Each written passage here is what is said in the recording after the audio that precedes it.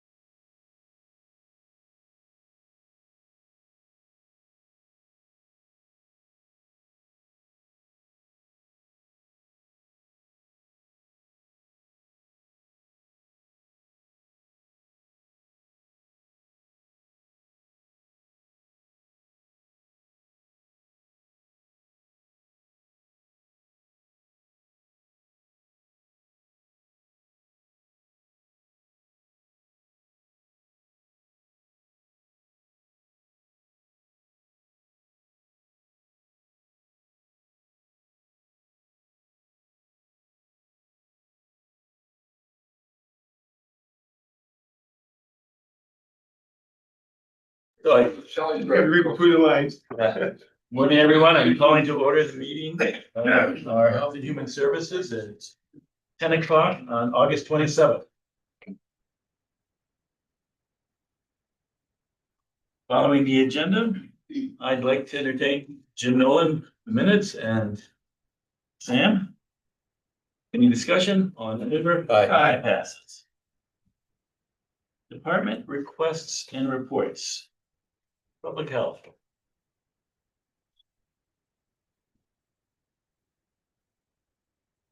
Morning, everyone. Morning.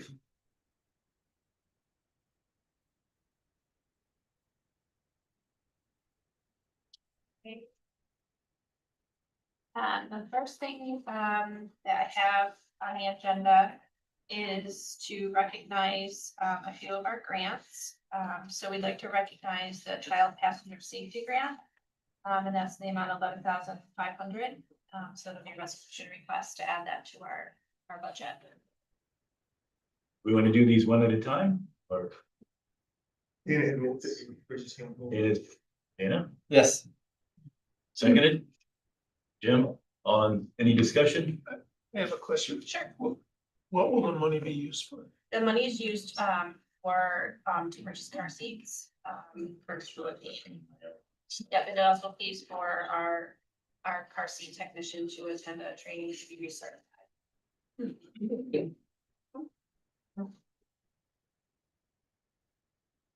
Yes, we did.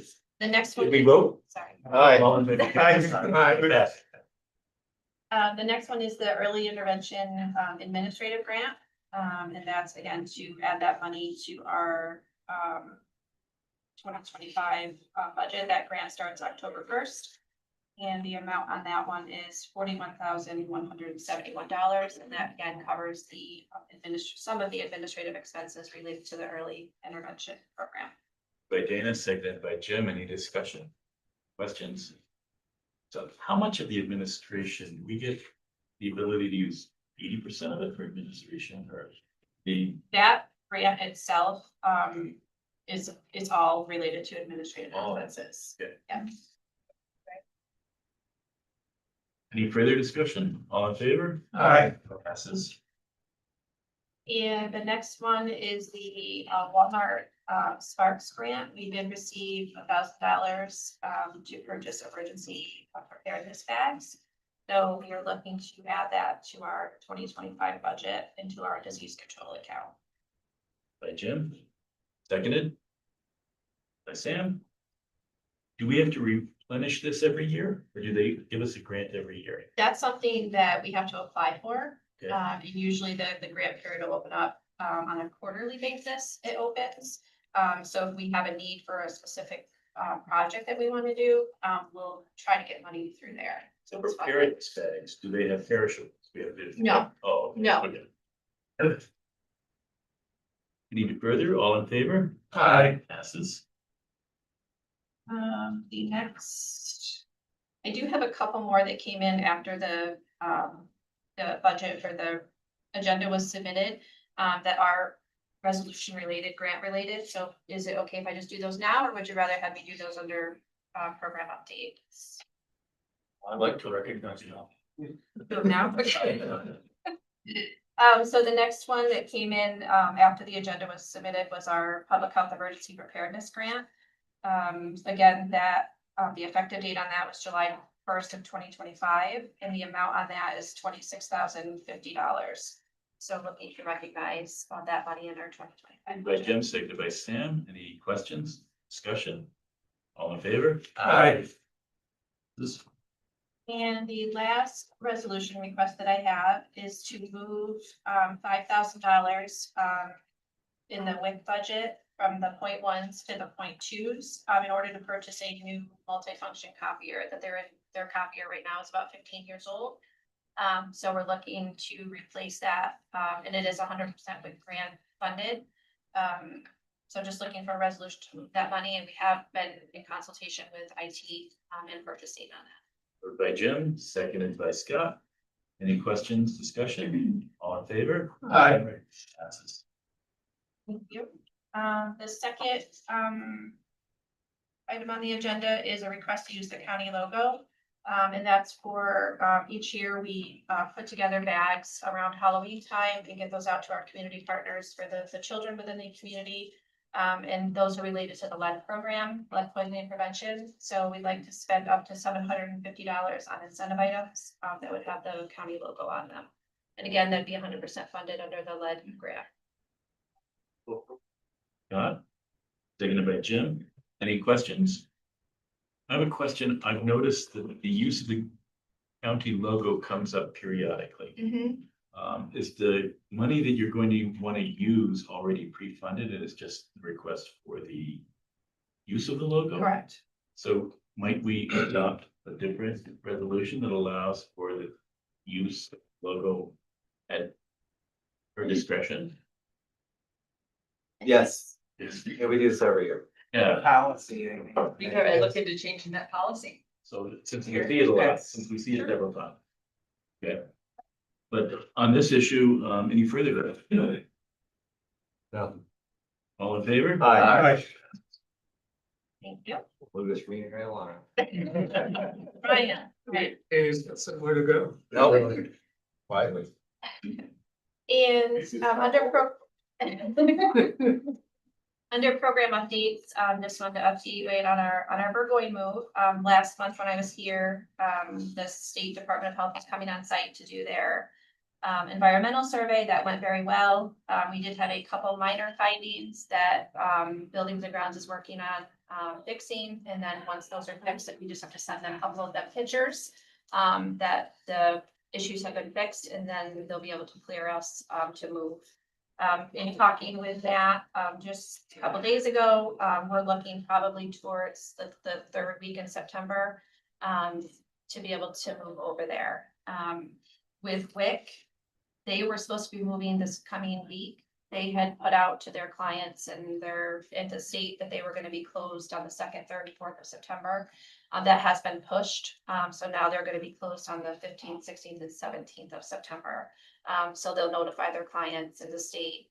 They will still be available by phone appointments, but they won't have anybody coming into the office on those days. So they can get settled and get all their IT stuff before they can take in clients into the office.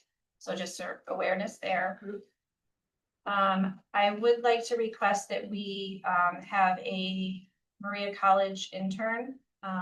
It's an intern that's she's an RN going for her BSN. So I'm just looking to have an unpaid intern join us for the fall the fall semester. She is a resident of Greenwich, so just looking to have her join us for the fall. Seconded by Jim. Questions? All in favor? Aye. Thank you. And the rabies clinic is scheduled for September 13th.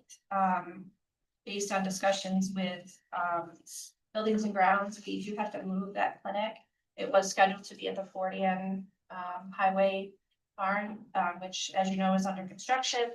And Matt didn't feel that it would be appropriate to have it there, or at the old one, because they'll be dismantling the old one. So we are moving that to the right here behind public health, the DPW barn there, which we've held clinics there before. So we do have that out. We changed it on our website, but just so you're aware that we're moving that clinic. What's the date on that one? Or we don't have a September date? 13th. September 13th. Same date, just. change Yep, the same date, just change the location. And then the last thing, we've had our community health survey out there. We've received about 400 completed surveys at this point, which is almost double of what we received last time we did this. So I thank everyone for pushing that out and for filling out that survey. That's all I have. Any further questions? Okay, thank you. Thanks.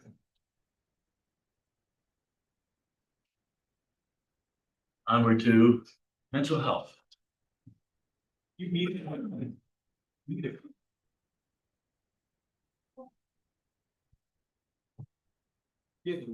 So. Morning, everyone. My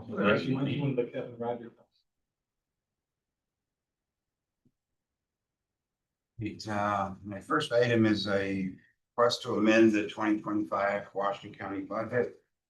87,685. This is to allow for acceptance and pass through of 100% state aid funds from the Office of Mental Health and the Office of Addiction Services and Supports. Jim by motion and Sam seconded. Dana also seconded. Any questions? Discussion? All in favor? Aye. Second request to approve a new contract or memorandum of agreement for opioid settlement fund proposal submitted by the Washington County Sheriff's Office. And this is an amount of $175,000. And this is a proposal that the Sheriff's Office had put in to have a contract with the Eating Center for some clinical services to the Sheriff's Office. This is for response to the public, not internally. Moved by Jim, seconded by Scott. Questions? It's a good discussion. So did that come by the sheriff? Did it come before the public safety committee? Do we know? Something about that. I don't think the budget's come yet. He let the committee know that he applied for the grant. I don't think he's reported that he's been awarded. And this is indicating we have been awarded the grant? Yes. Okay. So, any further questions? All in favor? Aye.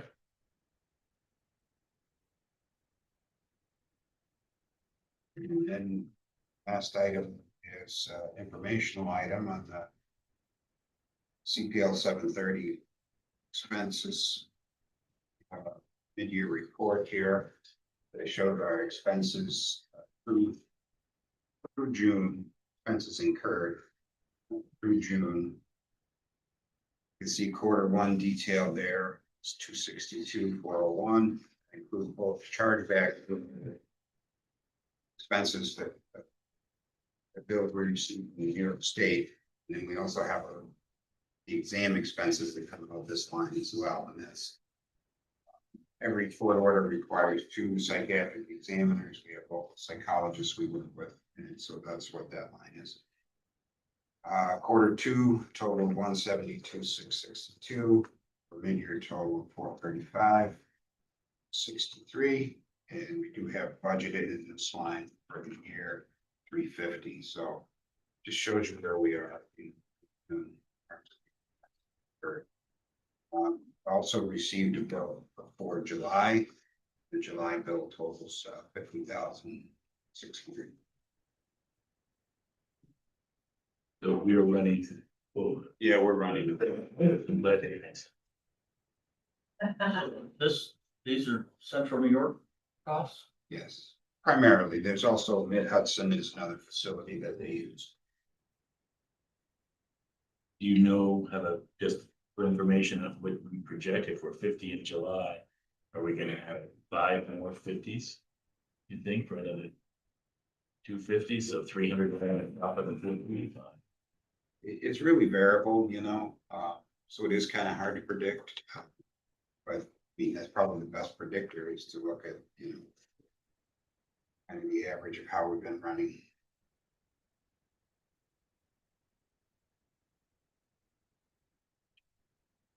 Are you finding that the courts are ordering a lot more of these? It seems that they are. But that's a result of some change in the population and speculation that it's still part of like a post-COVID mental health crisis.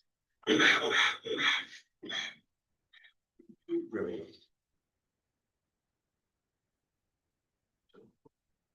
Joe Hickey. The exam expenses, one of the exams is out of the facility, right? No, these And one is the local guy or These, not? these exam expenses that are listed here are both, local psychologists that we utilize, because every court order requires 2 psychiatric examiners just to make a recommendation to the court. Competent or And not, it's prior to going out.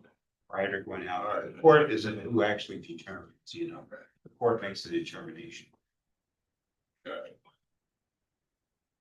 Correct me if I'm wrong, anybody who's at that point sent to Mid Hudson or Marcy. They're all charged with felonies, since presuming if it's a misdemeanor, it gets dismissed. Yes. Just for clarification, that this is a different funding stream than what we said we were gonna pay at the last board meeting. No, this is the The one. mandate. This is the one. It's failed twice at 2 different board meetings already. And also, curiosity, how many people get through the 2 exams and go further on? Here, that number been growing, you're saying cases are increasing or just more than we're getting referred out? Yeah, I mean, it seems to be trending down, definitely. I mean, I can try to give more detailed breakdown of numbers of people. Be interested. Do an additional or. 65,000 in our county. Getting a higher concentration. One reason or another, interesting to be informed if it could be. I can break that out. I would second that because we're talking so much money There's a lot. extra that we really should dig down and find out what really is causing this. Is it increasing numbers? Is it people that are repeatedly going or whatever? That'd be nice to know.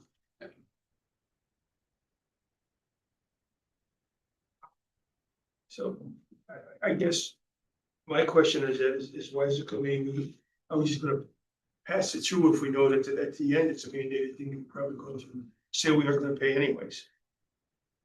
I mean, it doesn't make any sense. But just a question I have, I mean, that's what we just did, we said it was from the same funding, it was all intertwined here, it just doesn't make sense that we as a committee would approve or send it forward. Like have it defeated that one, unless, I think where the statement gets made makes a difference perhaps. Okay. From the optics, is that right? Yeah. I agree with you, why put it forward? Yeah, I just feel personally, I just feel kind of foolish knowing we're gonna send it forward if we don't agree with it. logistically, you're right, but I think in terms of the way it's presented, it's better to have the whole board do it than. 3 or Okay, 4 that's years. fine now. Yeah, it's almost like we're setting it up. Yeah, I know, we just seem to keep going down the same road and it just doesn't. Yes. And I'd be remiss if I didn't remind the board that we're holding payments. We have payments that we're not making. And we're gaining interest on that money that we're not paying somebody? It's down to 4.15, but yes. That was a foolish question to ask. Are they charging us interest? That was also set up. Oh, that's that. Yeah, in terms of what's being held, we have 158,633 is the amount. It's incurred but not yet paid. Great. Any further dialogue or questions? Thank you. Thank you.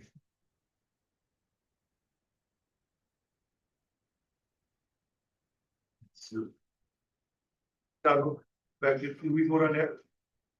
did we need to vote? Just information. That was, I think that was information on where to stand on the budget. We're good then. Yeah. Good morning. Let's, I'm here for permission to contract with Warren County again for Youth Bureau services. Last year, the contract runs out September 30th. And we had originally in our discussions last year said that if the contract was renewed, it would include a 3% escalator. So with the 3% escalator, it goes from $213,000 to $219,390. So I would like permission to again contract with Warren County. That does include within our staffing pattern the 20-hour week grade 8 youth intern that we did hire last year. So with this contract, part of my request with personnel would be to include the youth intern position again for this coming year, once the contract is signed. So this Well, I'm looking for discussion. seconded by Jim. Discussion, question, same, Jim. Why do we contract with each other? So Warren County, for youth, so the Youth Bureau services, and I'm gonna say the Youth Bureau administrative services are the youth sports and like rolling out the funding, the youth development program funding, the youth sports and education funding, the youth team funding. So they did not have a youth bureau per se. They did it in-house in the DSS department, and it wasn't significantly robust. So back when Mike was here, they had reached out to him to kind of take on some of the services, and our original contract with them was $30,000 if my memory serves me right, and that was several years ago. And then since then the funding streams have increased, which also increases the amount of labor that it takes to facilitate that. And then they contracted with us for the differential response, the raising the lower age. So we took on that role for them, and then it's just gradually kind of increased a bit. And when they wanted to renew the contract last year because of the new funding streams was when we had, met and decided on the dollar amount with the escalator as a I possibility. misunderstood it. I thought we were contracting with them. They For the contract with executive us, service. so they pay us, Okay, so they pay us All right. the 219,390. okay. I was thinking the same thing. Sorry, That's not. my voice is going now. Of the full service, what percentage is Warren County funding? Warren County is so they will be funding the full intern position. But of the programs involved, we do it locally for our county. Yes, So how much of the total effort that you make is funded by? And how much can we do ourselves? This is a 200,000. Yep. Are we spending a total of 600, so, or 500 or 400? so the majority of the $219,000 goes into our $0.1, the direct expenses out of that.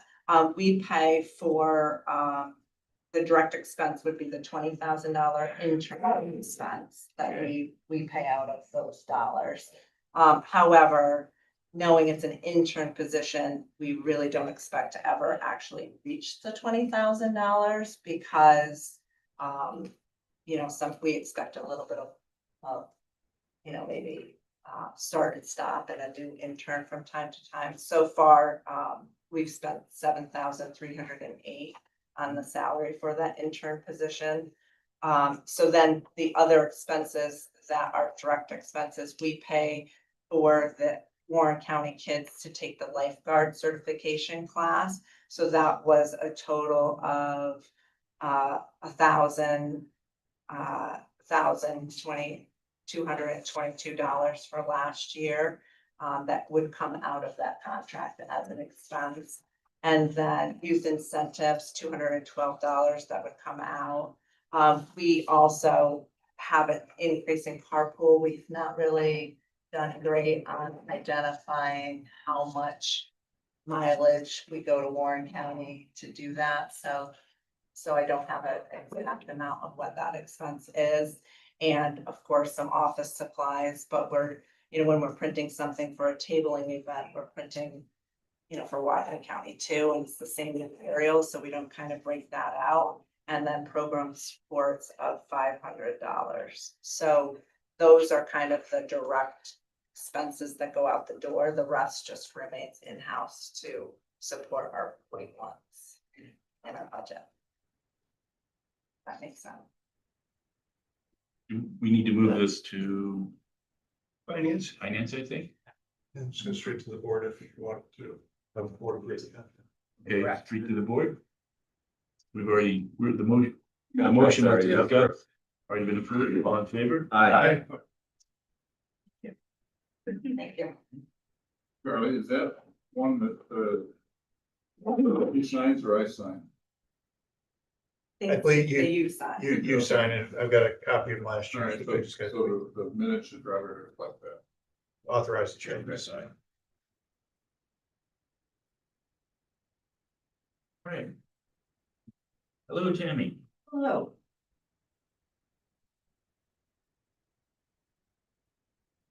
Hello, everyone. hello, the last time. Yep. I have some packets to hand out. This. I'm going. Dave. Oh, see anybody at all? More. We got from. I don't understand. Yes, wow. You'll love that.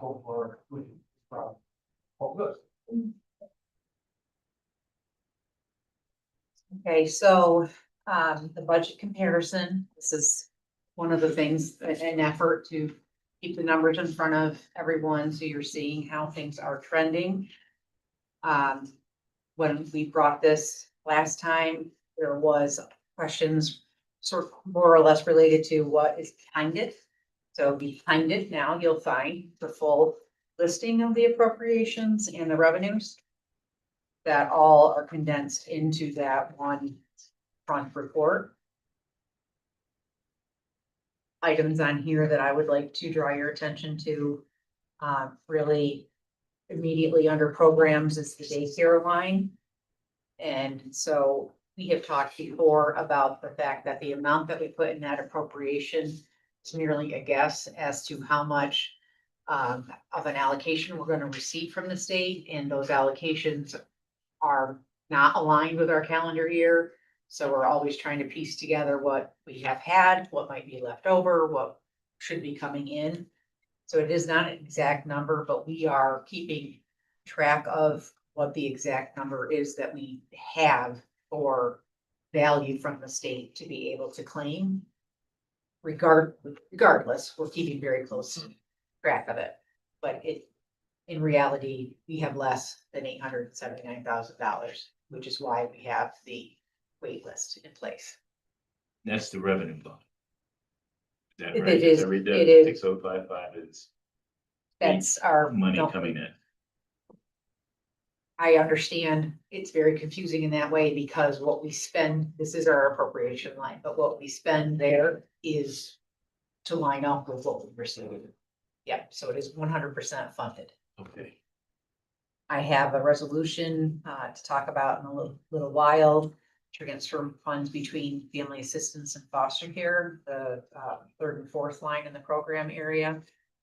You'll see there that there's imbalance in terms of what we have remaining and how much has been expended. We're trying to true that up.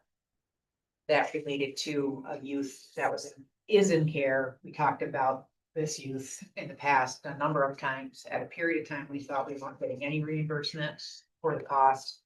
We have since been able to learn that there was an error in the system that the state was using to track it because of this youth dual eligibility, which is a whole nother thing that we have to evaluate if the child first comes into foster care custody. Her costs are reimbursed, but it's through a different category, so that's why we have to make that switch. And this goes all the way back to 2023 recovery? Or- This particular issue is only gonna be about this year, but yes, we did already have that. We have had that situation come back through with our settlements and But that's already been addressed in the books. yes. Okay. Question, Jimmy.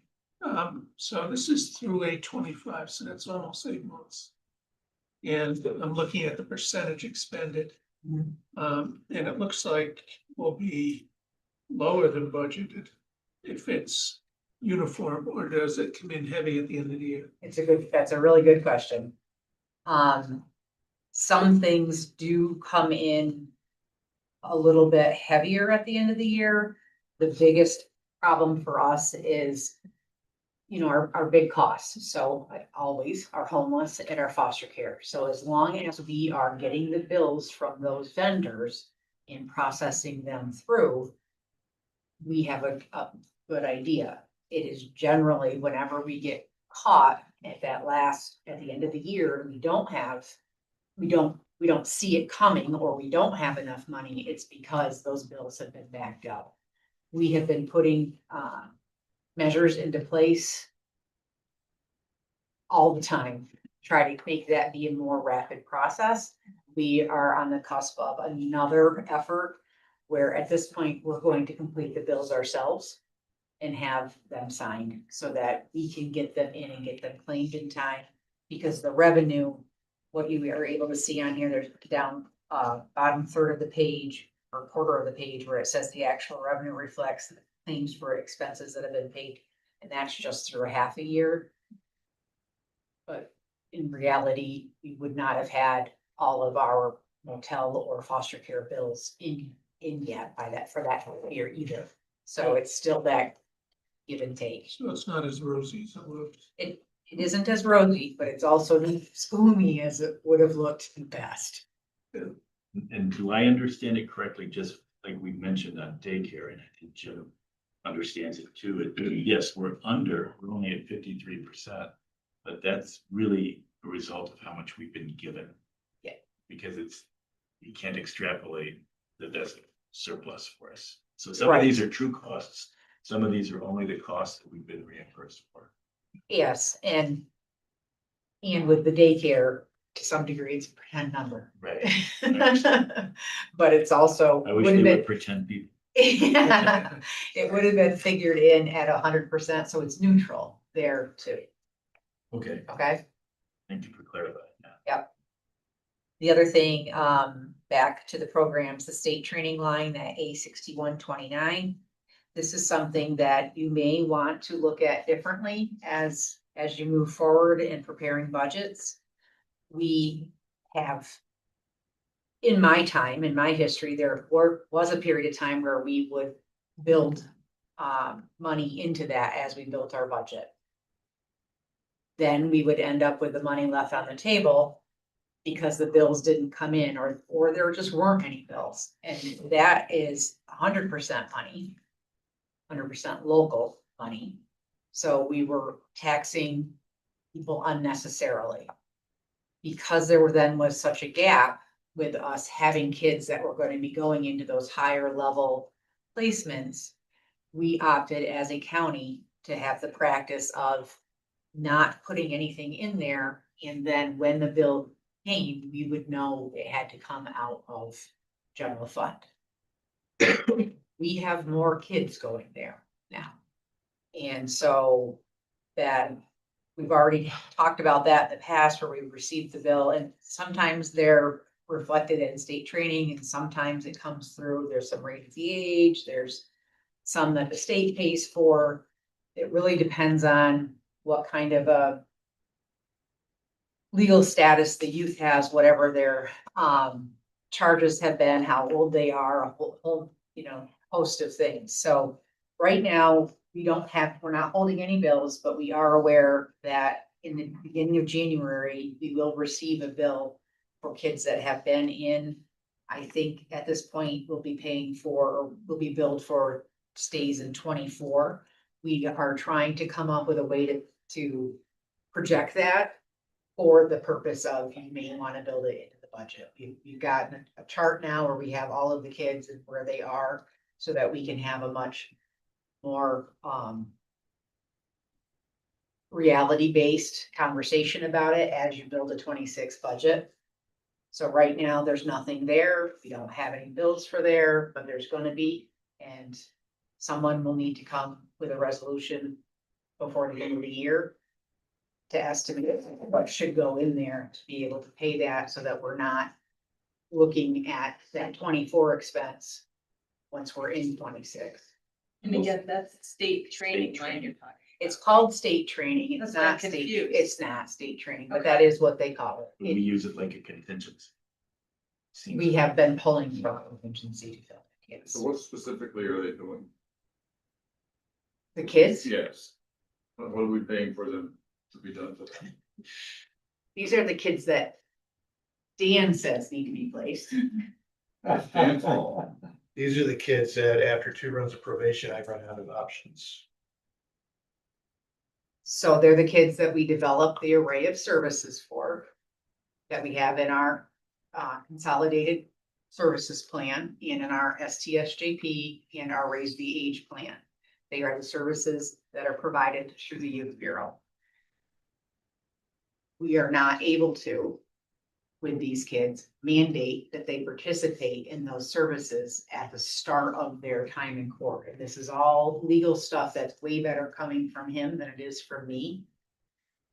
My perspective on it is, though we can't mandate it, we should offer it.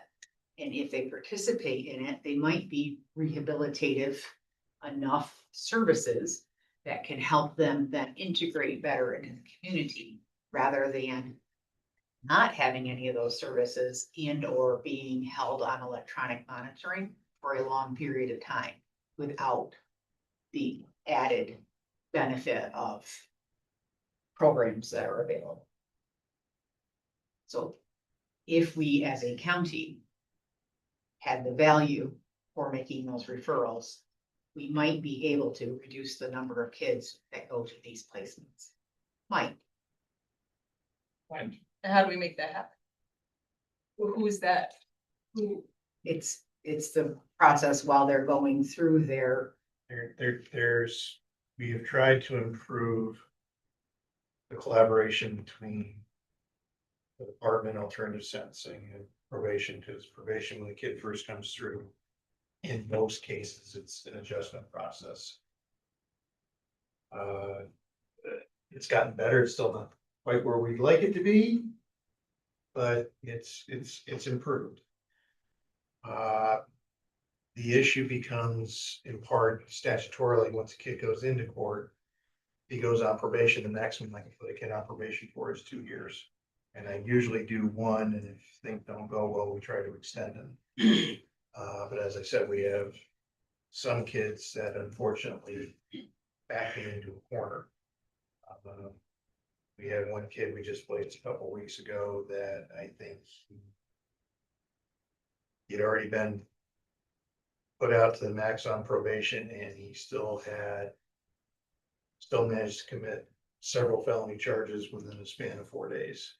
And so you get to a point, you run out of options.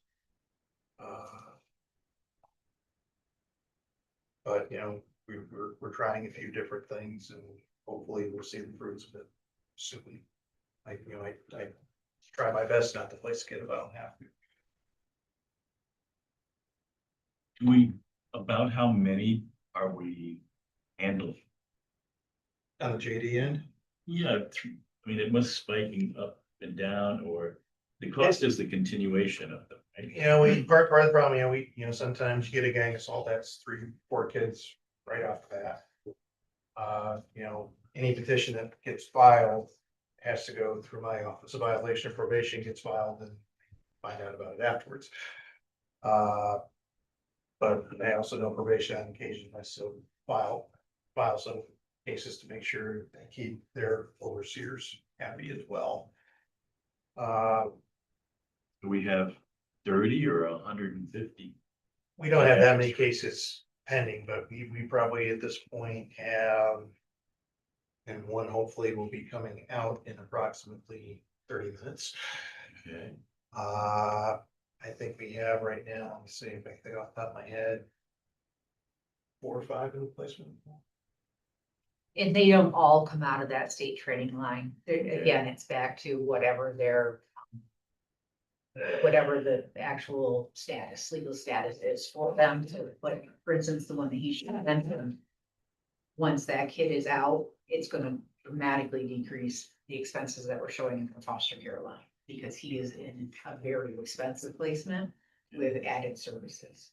So there are, it is always going to be a hodgepodge when you're dealing with eligibility. The funding. Yeah, Some could be very expensive, but and the other issue we have is a factor that we don't always have control of. Is the adolescent that start in the youth department county court. Even though the district attorney's office is prosecuting, if the court sets bail or remands the child, we are scrambling to find a place for that child, which is, detention facilities are expensive, and we've actually had 2 or 3, and I don't quite know really how the expenses get paid for this. We've actually had to do an interest of justice hearing and have them placed in an adult jail that is approved, and right now there's only one that's approved, which is in Rockland County. So sometimes we don't necessarily have control of the kids we get. But on average, do we even know how many kids we have in this situation through the year? In place, I mean, it's gone up over the past couple of years. But I would say usually no more than 5 at a time, 5 or 6. It's a lot of money for 5 kids overall. Sorry. Yep. Thank No, you. that's okay. And. Yes, trending back through. Safety net is always a category for us to keep an eye on, because that is a large county percentage cost. That is a lot of where we are paying for homeless people that are in receipt of temporary housing assistance.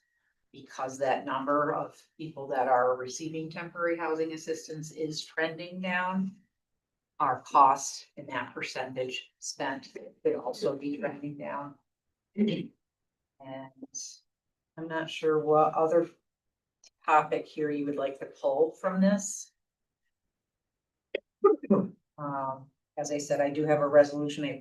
I have two different resolutions that will change some of the factors here. Looking at the backup pages, one of the things that has been brought to my attention, and it's fairly minor, as things go within the DSS budget, but in that first side of the appropriations, the first blue line that says meal reimbursement, that is new, and that's a result of our change in, I think it was a handbook and policy and our practice. At this point, nothing has been taken out of that. It is instead currently charging to our .1s, but at some point there needs to be a reclassification to be able to recapture that. Hopefully by the end of this week, so you have a budget. Okay. And then the consultant is that next blue line. That's the $30,000 that the county moved in there for the Bonadio study. At this time, OTDA has told us that that money will not be reimbursed at all. And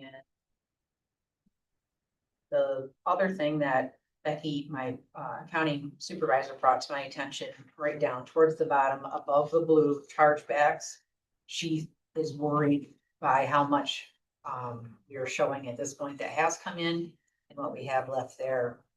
It's unpredictable when we'll get billed for chargebacks. Chargebacks come to us for the state providing services on our behalf, such as them putting into place a call center for, oh God. What is it? Child support. We used to answer questions here directly. They put into place several years ago a call center and then bill us for it through a chargeback. Some of the other services we have, where we're able to perform checks, like searches for people's, source of employment or whether they are employed, that sort of thing. They do that for us, then it's a per case chargeback. So there's multiple different things that come into that.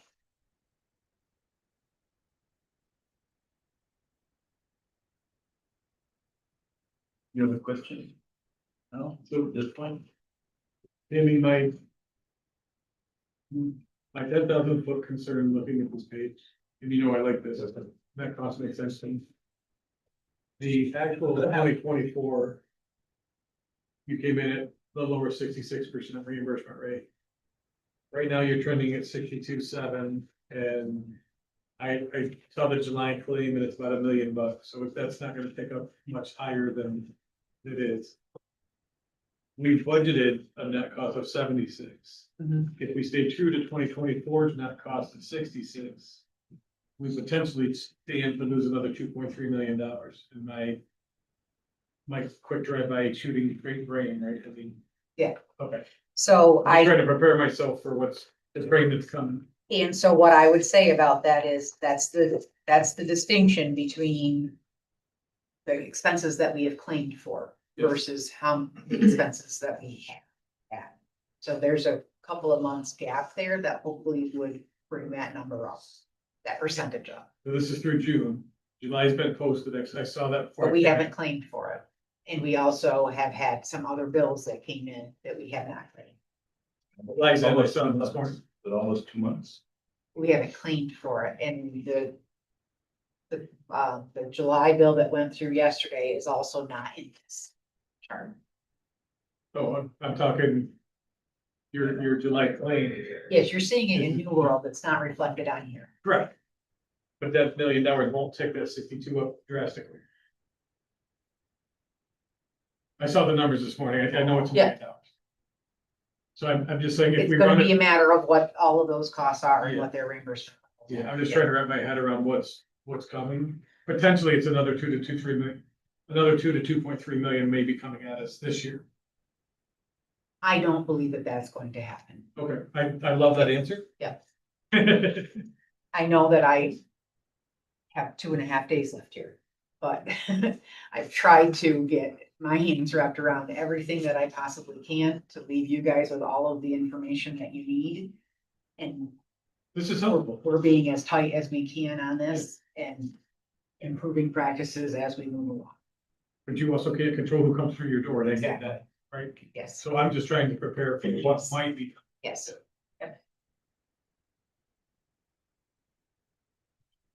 Another question from Molly. Because you have 2.5 days left, I have one more question. You may have answered this, so I apologize. The code blue line, the 6140, is there a big difference between the people that utilize for code blue and the safety net? So why there is a difference to most people? It's about the programming and the purpose of that funding.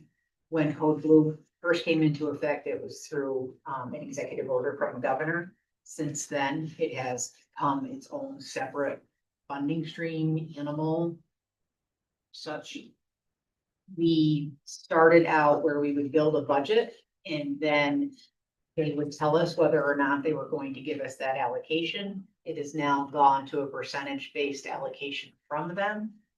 But supposedly, if we were to exceed it, we would be able to edit our plan, resubmit, and collect that difference. So I guess my question is more about the expense side, not the reimbursement side. Okay, but so then the expense side is Code Blue is supposed to only be used for people that are not eligible for any other sort of assistance. So if they are eligible for TANF or family assistance, we have to pay for it there. If they are eligible for safety net, we have to pay for it there. If they are out of compliance with those programs, if they are not following the rules that they were supposed to follow, or they're on some sort of a suspension, or they're over income, they then are eligible to be paid for through Code Blue during those Code Blue months. So that's the difference between people going into motels and then the people being placed in the code blue facilities. So we have a shelter that largely accepts the majority of the people during Code Blue. Their capacity is much larger during that part of the year. So Code Blue is 32 degrees and lower. So anytime that the wind chill hits 32 somewhere in our county, Code Blue is in effect. During that period of time, we're able to use the Code Blue funding and pay for their time in a shelter. If they are not able to go to the shelter, they've got children, for instance, they go to motels and we pay for that bill with the Code Blue funds also.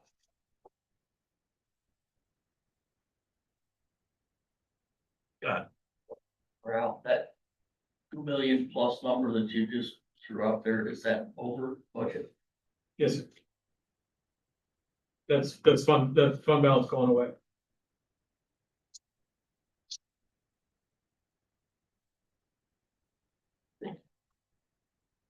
Solutions. Ten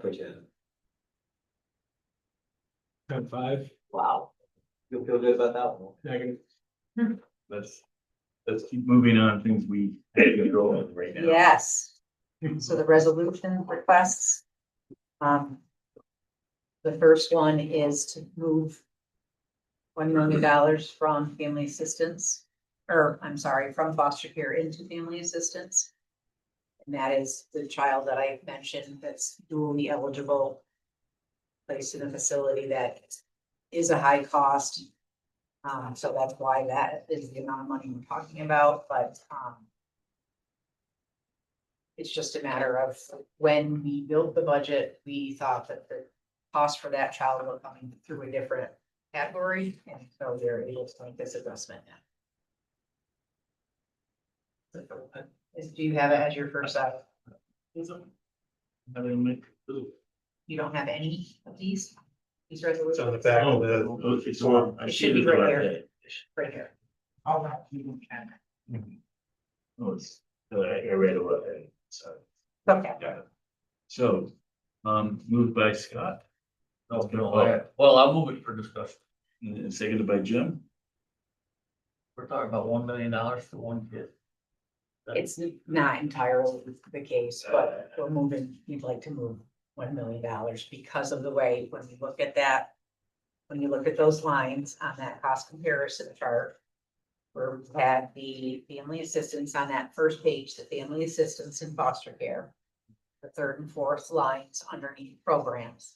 And you go across, family assistance at this point was 66.85% expended, whereas foster care was 39.74.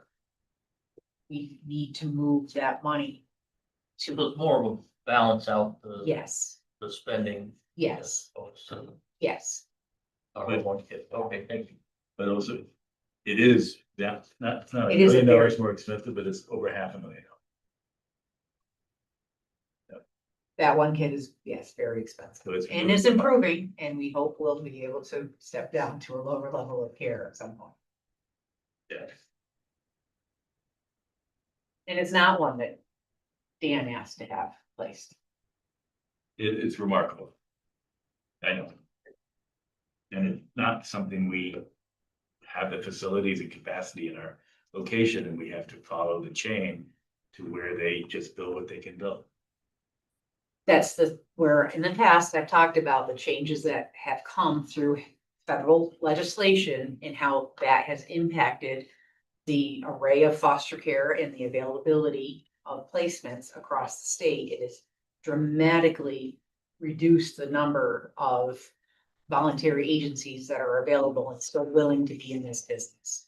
So finding the beds for the kids is much more difficult. It has us driving a lot farther. And that's also part of our cost. Especially if you're trying to also get a parent there to have any contact with the child, try to work them back into their home. There's a lot of other factors that go. It's a staggering, $500,000. And I'm not, this is nothing. Yeah, this is- yeah, no, it makes, it's sickening. I hope he's getting steak and scallops and pony rides every day. That's, Funny you mentioned that. Just put them in Equine. You have that to the youth bureau? Not yet. We can fund somebody through the replacing graduate. We do actually have some of our children. in That are Equine. Yeah.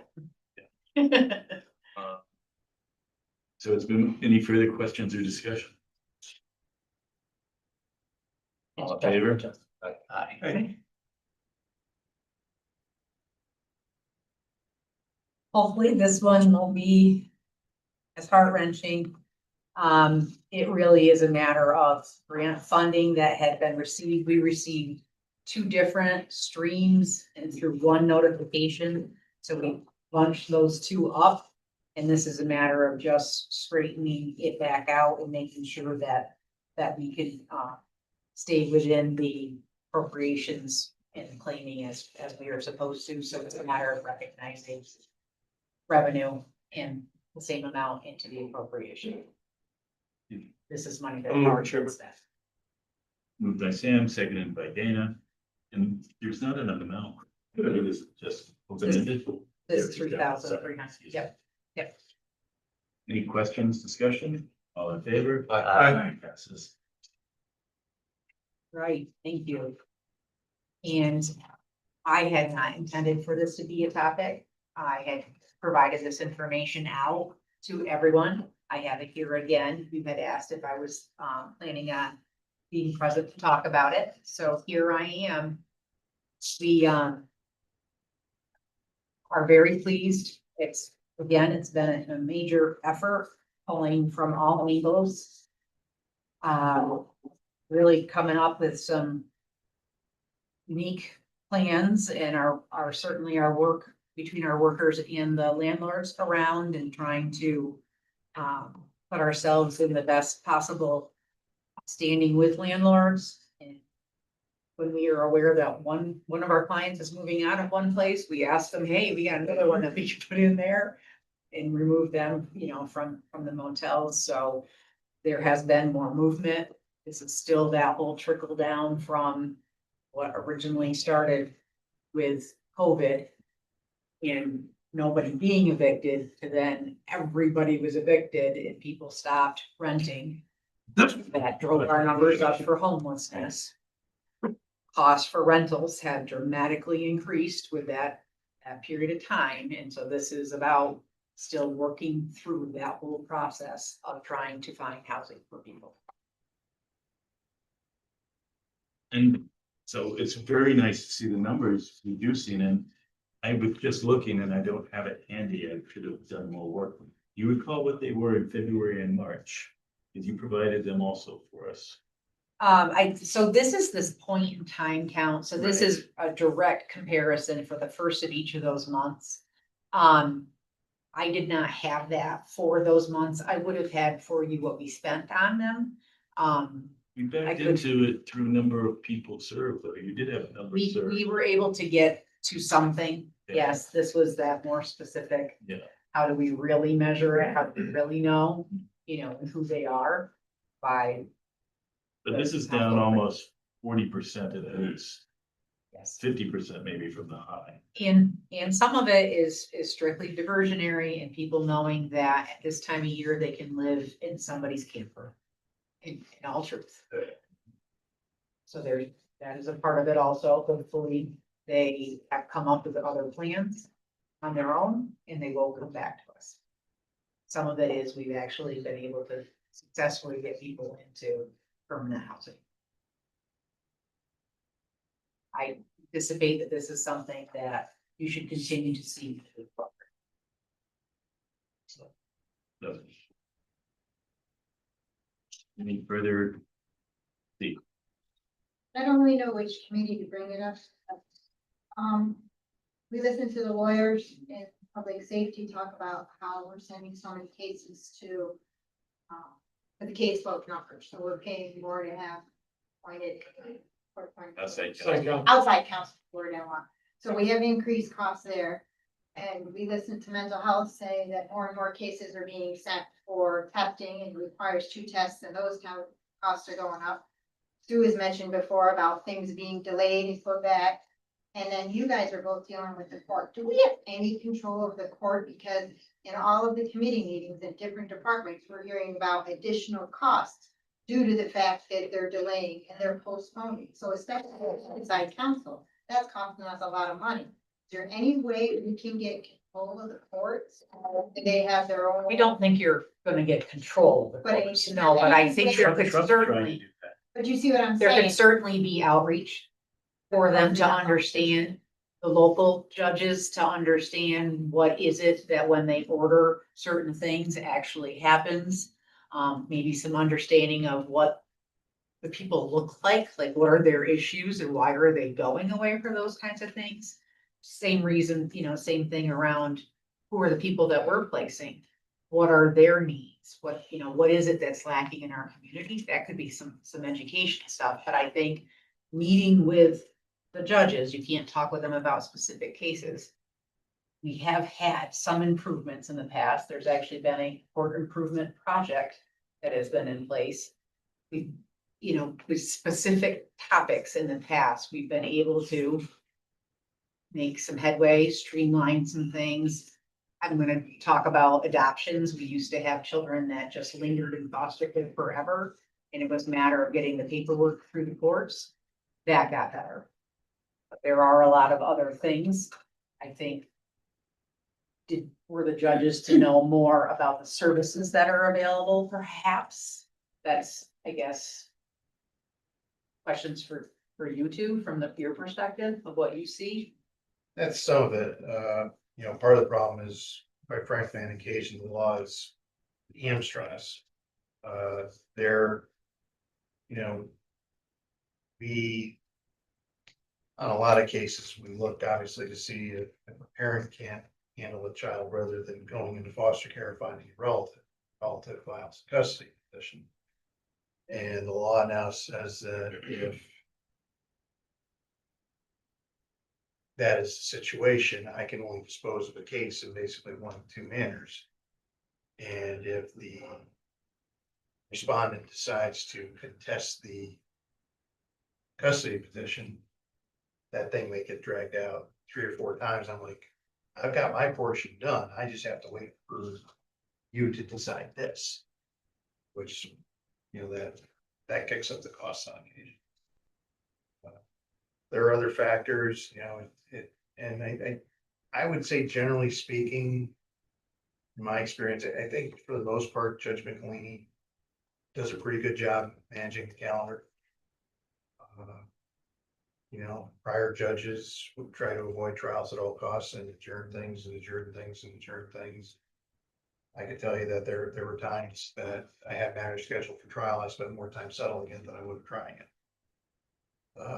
Other courts have used what I would call ramming speed, which I don't think entirely works either, which is you have 1 appearance, you have no appearance, you can't schedule itself for a trial. I'm not always sure that's the best way to go about it either. Local court judges, we, on our end, that's more something the district attorney's office has to handle. We don't have local court involvement generally at all, except in very rare circumstances.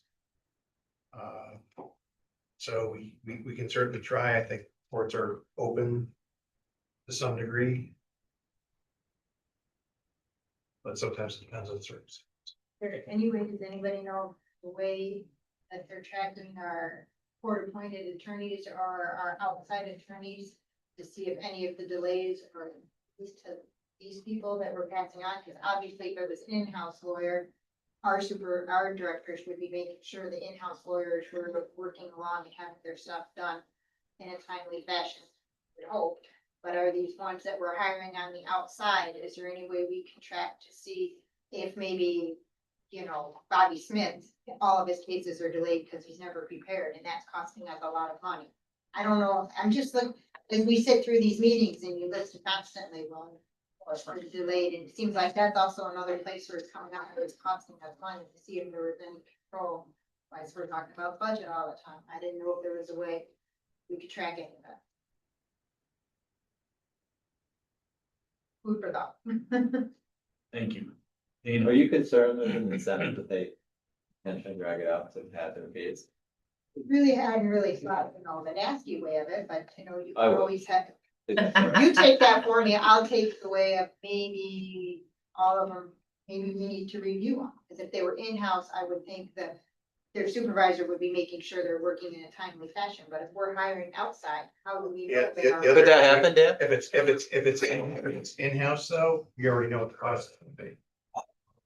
Right, but I'm saying when we have to push so much to outside attorneys and we know that those costs are high and, is there any way to track that, to try and make There- that more efficient? I There, guess that's- I'm there, just there, looking there for may other be, you can places. make an estimate. I think the biggest issue right now is you don't have as many local attorneys, certainly younger attorneys doing this work than you did in the past. So, part of the problem is we're getting attorneys where we can find them, and they may be coming from Rensselaer, they may be coming from Albany County, they may be coming from Saratoga County. I know, I'll say quite frankly, I know the judge on a couple of occasions, there are attorneys that used to come in from another county, they wouldn't settle cases, he doesn't assign them cases anymore if he can avoid it. But, whereas when I came up, I hate to say 30 years ago now, there were a bunch of local attorneys that took assigned cases. That number has dwindled significantly. I can honestly only think of maybe 3 new attorneys who have come into the county in the last, say, 4 or 5 years. And that's part of the problem. Is raised the age also increased part of the additional expenses?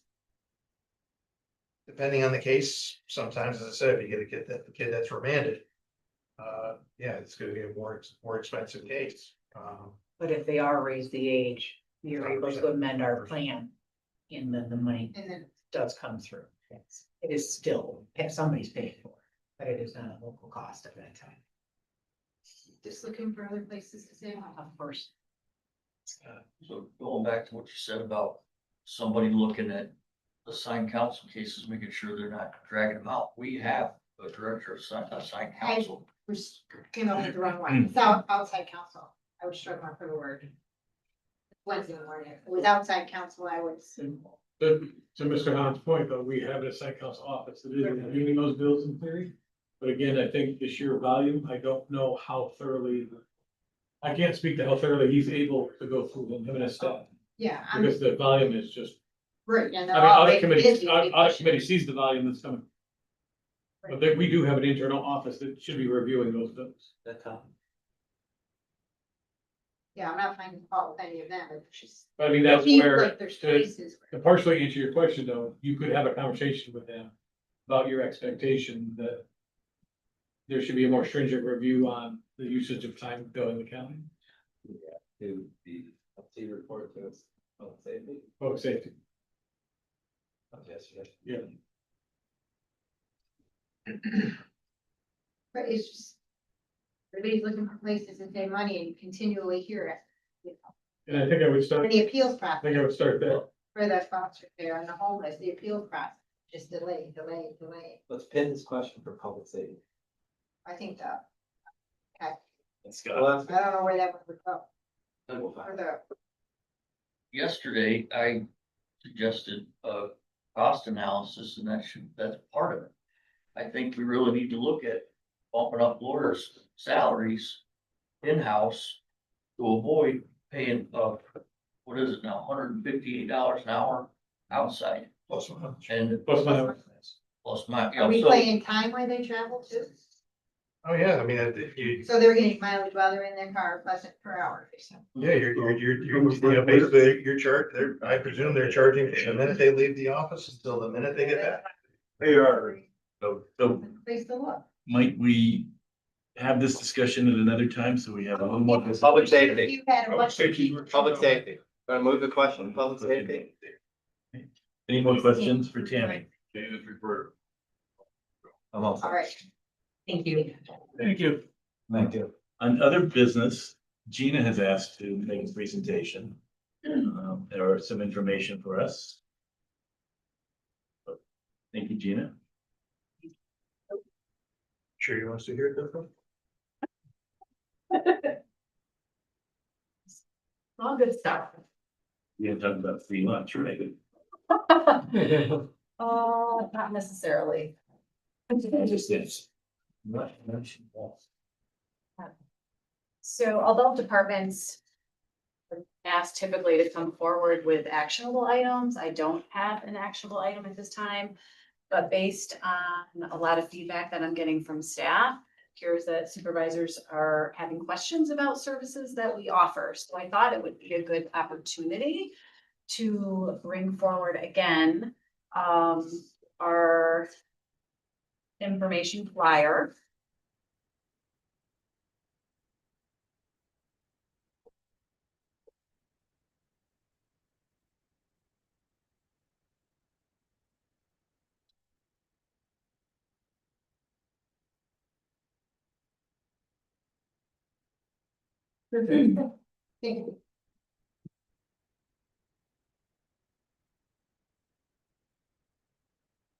So this is truly a simplified version of all the programs and services that we offer through our Office for Aging and Disability Resource Center. So I'd like to highlight the very last item here, which speaks about New York Connects. New York Connects is a grant that our office applies for every year. And the basis of the program is that it creates our title of Aging and Disability Resource Center, which creates the MOU, the Memorandum of Understanding that Office for Aging has with social services. The other piece to New York Connects is that it creates what we have in our office, which is our call center, and for our office to be known as an information and assistance and a referral center for pretty much all of our community-based services in Washington County and outside areas as well. So in going through the services, I'm not going to go through all of the services. I feel like I touch on that when I give our annual report. Also highlighting what has transpired at the last full board meeting. So at the last full board meeting, there was a representative invited to speak about the Lifespans Caregiver Wellness and Respite Center.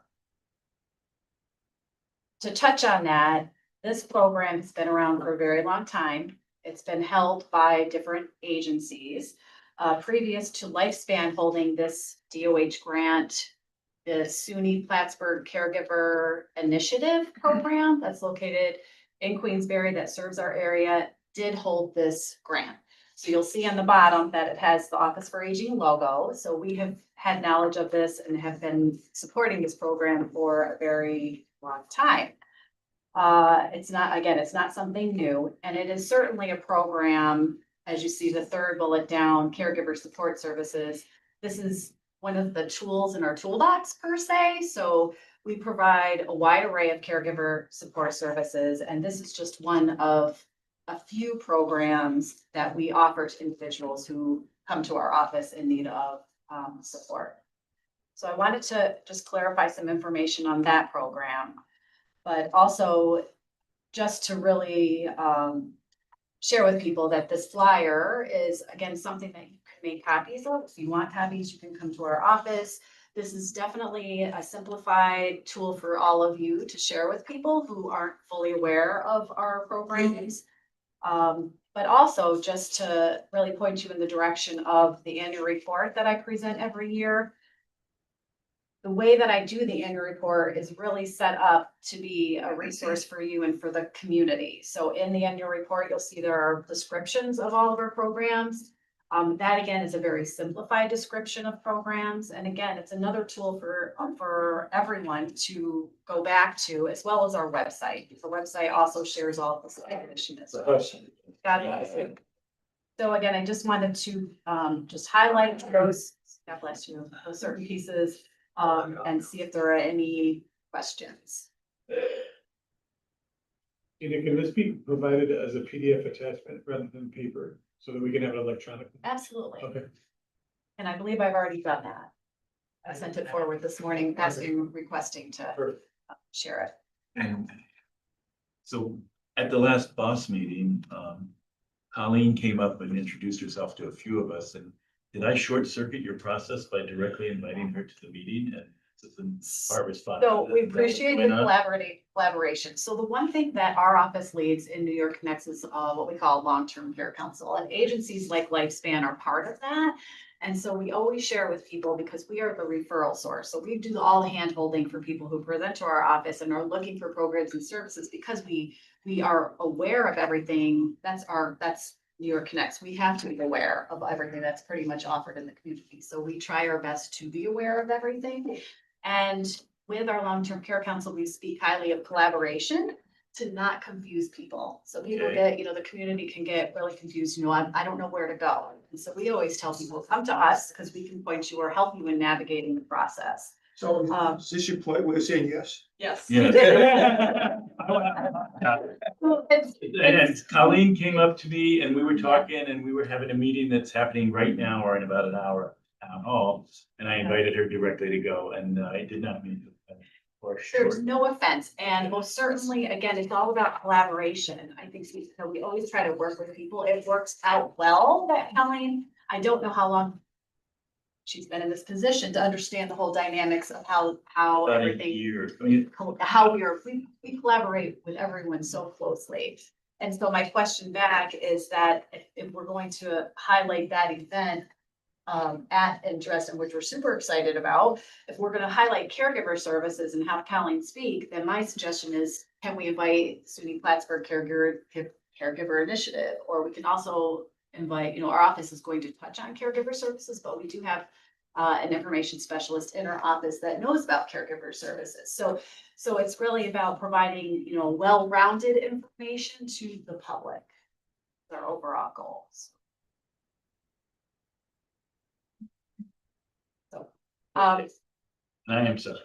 It's all good. We just like to work with everybody to get our information out for sure. Whenever there were questions about caregiver support Tammy. services. Tina, is this as a PDF also available to the website, county website too? There's a county website, so our Office for Aging website, I'm not sure. So that would be another That would be. to always direct Correct. to also. Absolutely. Great suggestion. Thank you. So I can get help. Guessing and choosing both things is a pretty. You should have called earlier. Admitting you need help is the first step. We have highly trained staff. We know how to get people and their needs. That does my stuff. So we just wanted to clarify any confusion with that. And it wasn't just only, it was, I had heard it from several of my staff in different places. So that was just. Okay. So moving on to that, I wanted to bring to the committee's attention that CoStar recently did an article speaking about older adult services. And I brought a copy of that here. I apologize, the print is certainly not very clear in the printing process. It is found on the CoStar website. I was interviewed by CoStar for information to support this article. So again, I'm just sharing it with you as simply as an FYI that this is out there for the public. So if you do have any questions from the public about it, you can always see me for answers. Any further questions for Gina? No, thank you. Thank you for all you Thank do. The wrong end of the spectrum, has a few comments in the hallway. Yeah. For the child. Oh, and Tammy, I didn't thank you when you left. You wanted to get out of here, it seemed like, and I apologize. I want to say thank you very much for last months have been working with you. I've learned an awful lot. I know everybody's very great effort and work you put in over all of these years. So I wish you very well in it.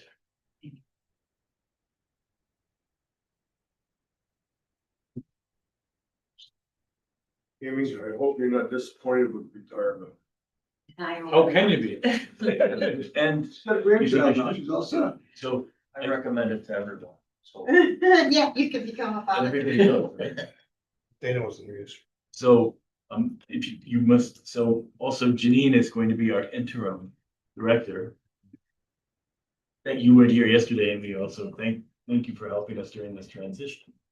And there'll be a lot of communication, I'm sure, going on as we adjust. Any further business to discuss or issues? Then I will just simply declare us adjourned.